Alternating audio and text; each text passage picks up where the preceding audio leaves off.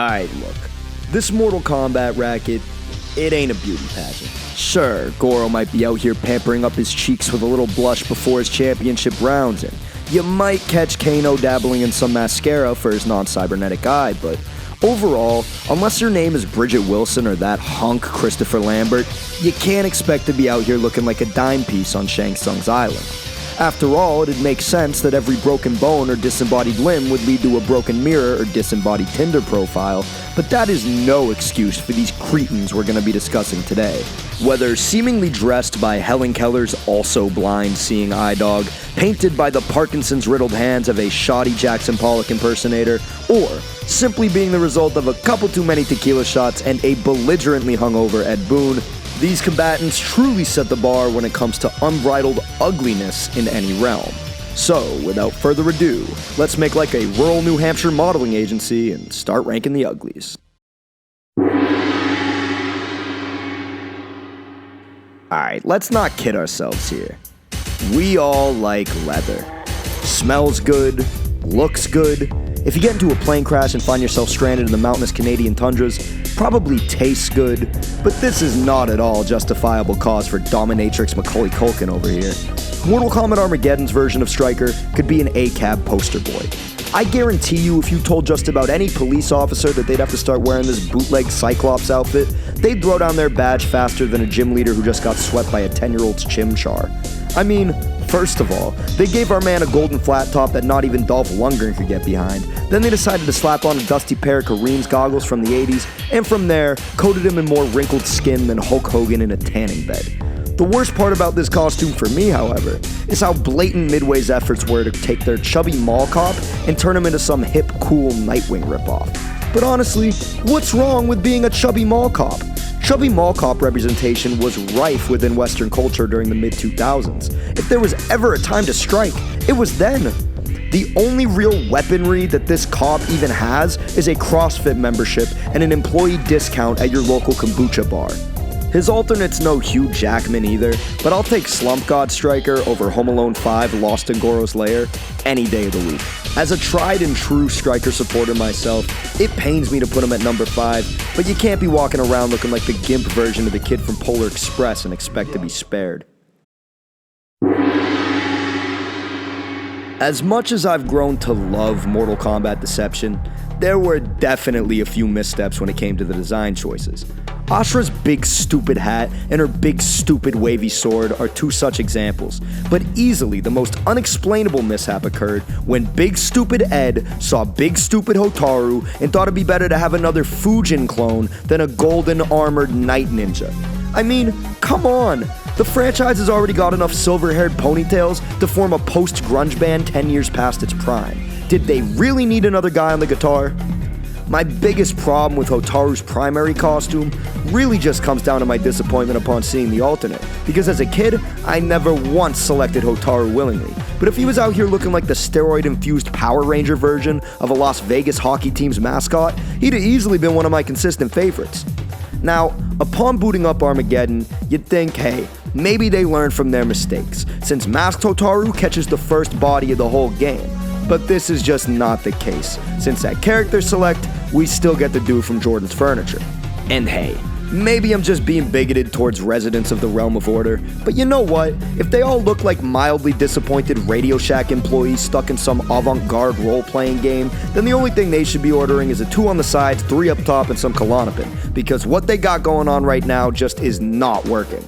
Hotaru could be the poster boy for Touch of Grey in much the same way that Michael Jackson could be the poster boy for Touch of Child. Because although it wouldn't technically be false advertising, we all know they both dip their whole fucking head in. If you're the type of person to choose Hotaru's main costume, you're the type of person who munches on white toast to cure their hangovers. Somebody needs to get this man Baraka a cheeseburger. For the love of God, he is starving. I just don't even know where to start with this one. I don't know why he's covered in staples, like the slightest breeze would be enough to make Baraka kebabs. I don't know why he's wearing a turtleneck, but only the neck part, as if when he's on his deathbed, if his lover wanted to finally see what was underneath, his head would turn into a Pez toy and pop off. I don't know why he's wearing bright red pants as if he's making himself a walking fatality target, and most importantly, I don't know why this version of Baraka just gives me the same energy that this haircut does, but it does.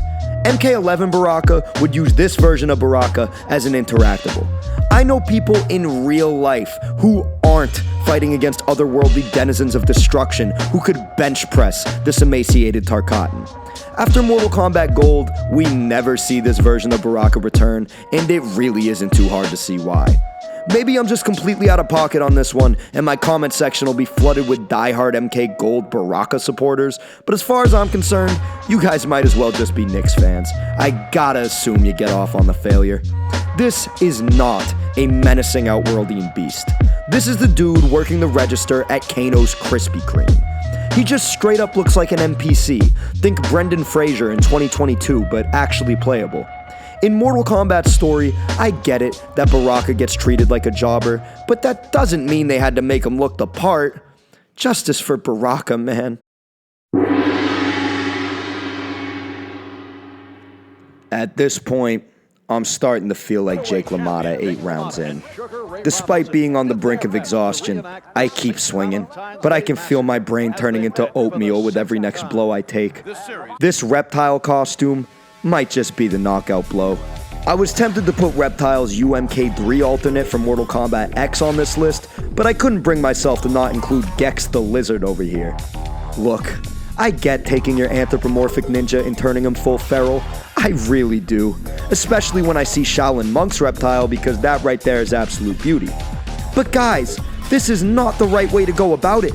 I shouldn't have to worry about being marketed car insurance in the middle of my duel with SubZero. Midway really fucked around and turned one of their fan-favorite ninjas into a B-list Sonic character. And honestly, I feel bad saying that because I don't want to tarnish my boy Vector's name. There are a maximum of 3 thoughts going on in Deadly Alliance Reptile's head at any given point in time. This dude should be fighting the feeder mice in his tank at Petco, not Lee May in the middle of the Arctic. It's a blessing, and with good reason, that from Deadly Alliance on, we never see this atrocity as a primary in anything other than Turok. Now all we gotta do is wait for another asteroid extinction event so we can forget that this primordial tumor even exists.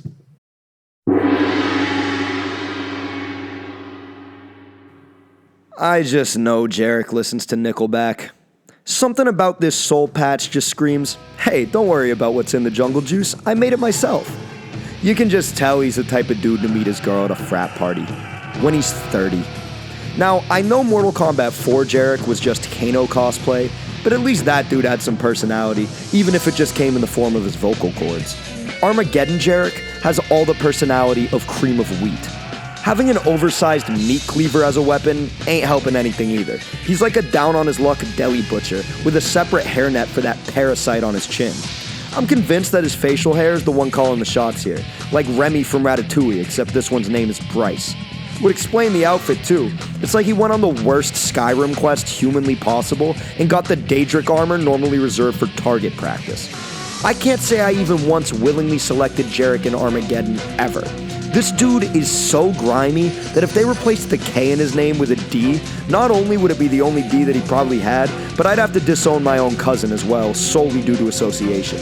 If there are any Jericho supporters out there, I was gonna say to make yourselves known in the comment section, but I wouldn't want to out you guys like that.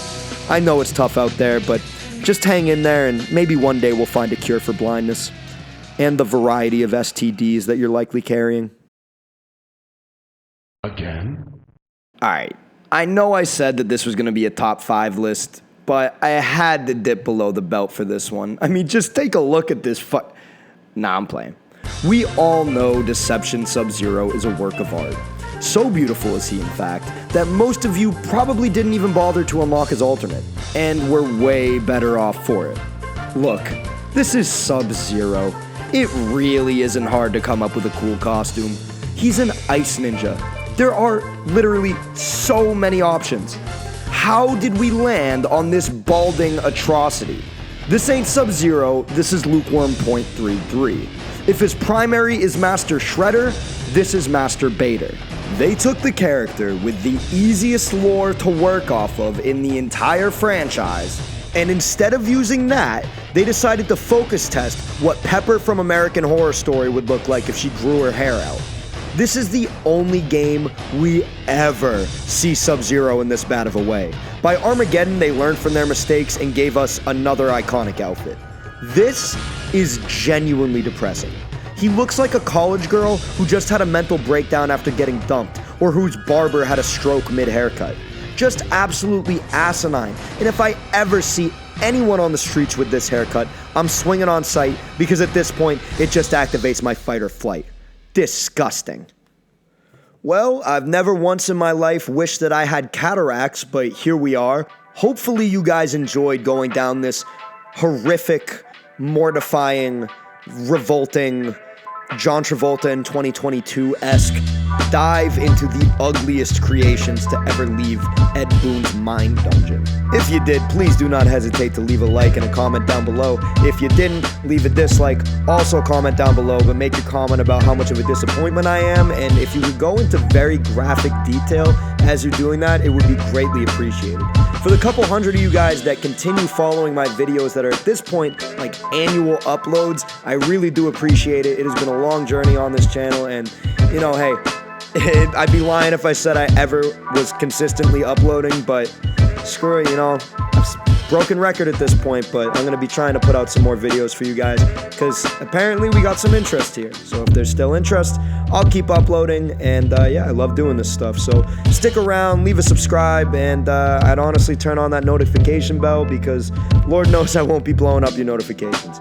With that all being said, I hope you all have a wonderful rest of your day. Thank you for going down this trip down memory lane with me. And with that all being said, as always, my name is Tyler, and I am out.